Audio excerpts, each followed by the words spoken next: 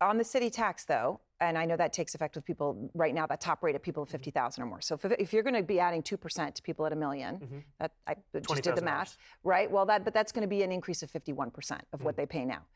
I'm not saying cry for them. I'm saying if they leave, you're not going to get that money. And when you increase someone's taxes by 51%, aren't a lot of people going to leave?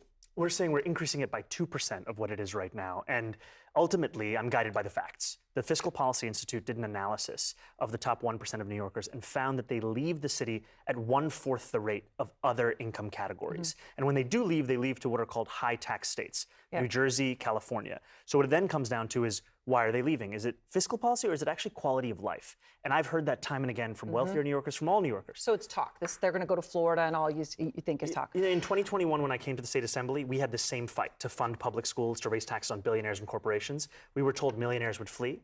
And we now have more millionaires. Okay, so the New York Times is saying that Mayor Adams is trying to gather business leaders to support him, to say this is going to be bad.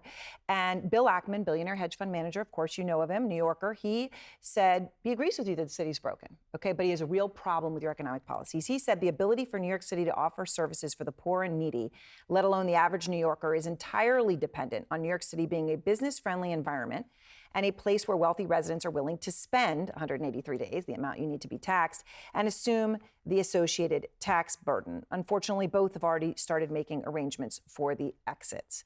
So you just think that isn't going to add up. And by the way, that corporate tax rate that you're talking about, that's a big increase. That's matching 7.25% going to 11.5%. And the point of it is that if it works for our regional neighbor, why can't it work for us?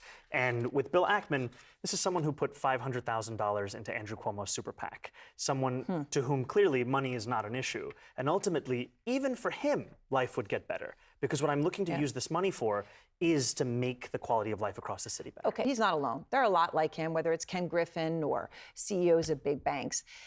Would you meet with them? I'll meet with anyone.